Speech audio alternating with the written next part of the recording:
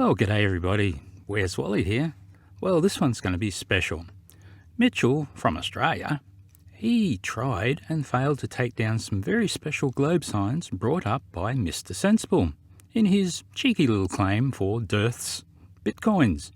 Of course, Dirth didn't have any intention of ever paying up. So the one that I really liked that Mr. Sensible brought up was the measurable fact that the two tropics are equal length, but yet both are shorter than the equator. It's a perfect globe sign. Now let's hear how Mitchell deals with this. Number 16, the Tropic of Capricorn. On a globe Earth, the tropics of both Cancer and Capricorn would have the same circumference. On a flat Earth, they can't possibly be. Number 17. Oh yeah, so the Tropic of Capricorn, yeah? A circumference, you say? And that is working or not working on a flat Earth? I'll just go back to that. So what are you comparing it to, Mr. Sensible?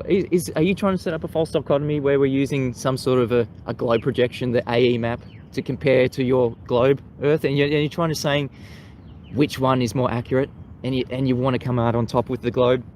You're gonna need half of that, are you, Mr. Sensible? And you're gonna have to make me claim that we have some sort of a map to give you, some sort of a circular map that we can measure the distance of this Capricorn. I'll just show you the beach. So the sun's about to come up. The sun is up somewhere over there, and it's all about the sun. The tropics are all about the sun. Capricorn and Cancer are just the extremities to where the sun's GP will move throughout the year. Yeah, they're just arbitrary points. Nothing to do with a globe. Definitely works on a flat Earth. It is just the GP point to where the sun is. Moving on. Well, there was a lot of ducking and dodging there, Mitch.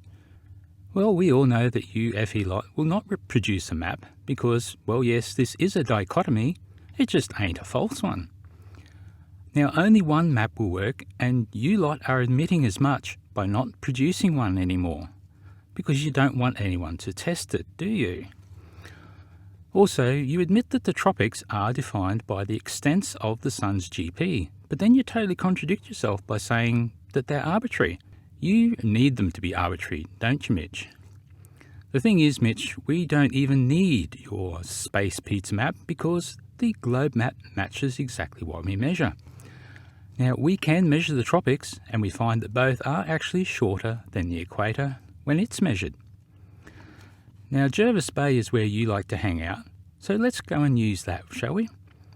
Mitch, if you measure the east-west line between the point perpendicular and Chinaman's Beach, well, the distance is 10,172 metres, or in kilometres, that's 10.172 kilometres. Yes, we divide by 1,000, hey Nathan? Why would you divide a metre value when trying to come up with a larger value? Dividing something makes it smaller. The change in longitude between those two is 0.1118 degrees.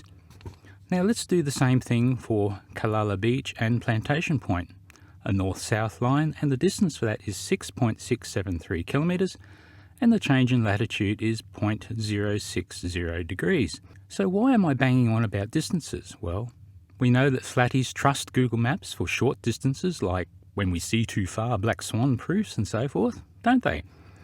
Well, if you divide the distance by the degrees, you'll see something interesting. So for the north-south line, we divide 6.673 by 0.060, and we get 111.2 kilometres per degree. 111 kilometres per degree, so far so good. So let's do the same for the east-west line.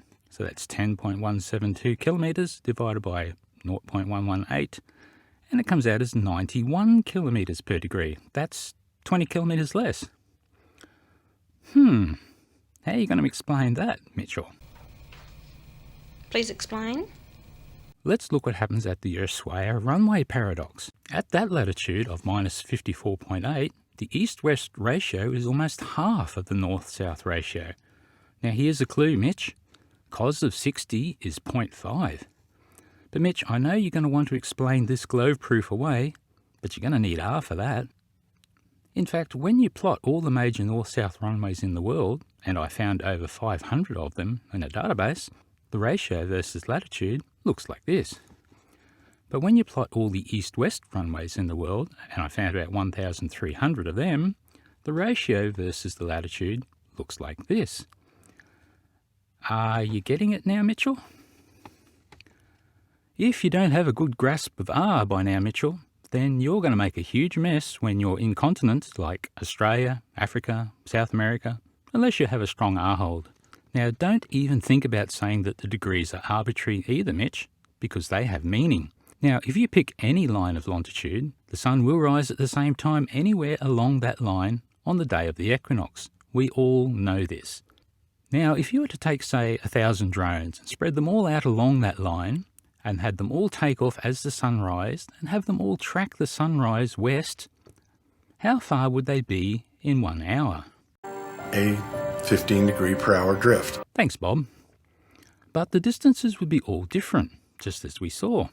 The drones at the equator would fly the furthest distance, and the further the drones are from the equator, in either direction, north or south, the shorter the distance they need to fly to move 15 degrees west. Are you sick of me yet, Mitch? I am not done, so hold on for more proof of R. It only works on the globe. Number 7. Satellite TV dishes, each of which point to fixed points in the sky, which are the locations of the broadcast satellites in geosynchronous orbits. Awesome. So we've got a claim of orbits. Are you going to prove that we have orbits in the first place, Mr. Sensible? Because that is a begging the question fallacy. Orbits have never been witnessed. Orbits have never been proven. You know, one night, Wolfie and I were chatting, comparing our RGB keyboards. This is my new Corsair keyboard. Look how cool it is. It's just awesome. It's just awesome. And I had a brilliant idea.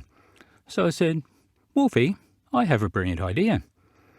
I went on to ask him if geostationary satellites would be visible at midnight using one of his fantastic telescopes. He said, sure, the sunlight would reflect off them and you can see them. I said, but what about midnight on the night of the equinox? He said, oh, good thinking, Wal. That's a brilliant idea you just had. So let's have a good hard look at this video he captured on the 13th of October 2020. Firstly, you see all the stars are stationary as the telescope is on a polar-aligned EQ mount tracking at 15-degree-per-hour. Thanks, Bob. As the satellites move into position, Wolfie stops the tracker, so the geostationary satellites are now stationary with respect to the surface of the Earth, and it's now the stars that are moving. Now remember, Mitchell, geostationary satellites have to be above the equator. So here we are literally seeing them. So what was that claim of yours? Orbits have never been witnessed. Orbits have never been proven. Well, looking at the satellites in orbit is an orbit being witnessed. So there's globe sign number 1 for you. Globe sign number 2 is the satellites blinking out when they, in turn, pass into the Earth's shadow. Now, how do we know it's the Earth's shadow? Well, here's globe sign number 3, as this only happens around the time of the equinox, when the shadow is straight above the equator at midnight. At other times, the shadow is either too far north or too far south, and it misses them. Now, watch again carefully as the geosynchronous satellite that is moving in from the north to the south, as it touches the edge of the shadow briefly. It blinks out for only a few frames. Well, let me show you what the shape of the shadow is likely to be at that point. Wow, that is very penumbral, isn't it? It only works on the globe. Now, let me show you 4 videos, all taken in the last few weeks. And what you will see is that the time of the eclipsing, the time that it's blinked out, is getting longer and longer as the date gets closer and closer to the equinox. It's like the shadow is getting bigger and bigger or something. Are you thinking what I'm thinking, Mitchell? I hope so. It only works on the globe. Are you understanding that there is a huge circular-shaped shadow in the midnight sky? What are you thinking could be the blocking object creating this? I think that's globe sign number 4. Well, Mitchell, the only debunk that will be accepted here is when you image the geostationary or geosynchronous satellites at the time of the equinox and show that they are not being eclipsed or not diving into the Earth's shadow. So there is another R here too, Mitchell. Globe sign number 5 coming right at you. So if you look carefully from one day to the next, you'll see that the background stars have moved. So I grabbed a frame from each video at the point they were blinking out, and I did a plate solve using astronomy software to tell me exactly where the camera was pointing in each case. Now if you subtract those two angles and correct for the difference of the position on the frame and the difference of 50 seconds between when the frames are taken, you get an angular change of 0.9723 degrees. Now, what would you expect the daily shift of the zodiac to be, Mitch? Well, the Earth circles the Sun in 365.25 days, so let's say 360 divided by 365.25 is 0.9839 degrees. Ooh, that's just 1/100th of a degree of error. I'm going to call that a win. That is less than 1/40th of the width of the moon. That's kind of cool. So it seems we can also measure and prove the R of the orbit of the Earth around the Sun. It only works on the globe. Oh, Mitchell, I'm not done yet. These eclipsing geostationary satellites are an absolute goldmine for globe signs. I think this is number 6. Who's counting? Yeah, I am. So what I've been doing in the last few weeks is every time Wolfie sends me a video from last night, I plot the length of the eclipse as measured from the video. And here is the time as the independent variable, naturally, and time as the independent variable. Oh, Anthony's brain is going to explode with that. I can just hear him now going tick-tock, tick-tock. What we see here is a beautiful trend line with a regression coefficient that's almost 1. Isn't that sweet? And the line is a polynomial of the second order. Oh, sorry Mitch, that means it's a circle. The shadow is circular, and I guess you'll need an R for that. I guess that's globe sign number 6. It only works on the globe. And I'm still not done. Let's have a look at the angle to the north. So the image that I plate solved was taken in Perth. But did you notice the declination of the image was 5.5 degrees north? I bet you did. I also bet you, Mitch, that if you used a bit of maths, you could calculate the height of the satellite. Well, we know that the image was taken in Perth at a latitude of minus 31.95 degrees. We know that R is 6357 kilometres. So we can bung all that into a triangle calculator and find that A is 3364 kilometres and B is 5394 kilometres. Now we can find C by subtracting B from R and we get 963 kilometres. Just one more equation and we have H estimated for the angle we saw these satellites at. And the estimate of the measurement is only 3.666% off. That's globe side number 7, Mitch. Now, I know, Mitchell, what you're going to say about this. You're presuming R. Well, fair cop, I am kind of presuming R in this case.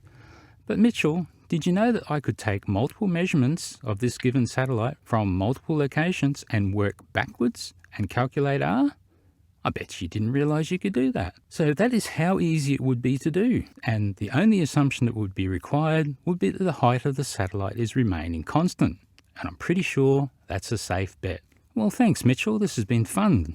I look forward to you doing a debunk of all of these points, and I hope you use my video as fodder for one of your most delightful sitting on the beach moments. See you in school, Mitchell. Hey, Mitchell, I believe these are yours. Here, let me hand them to you.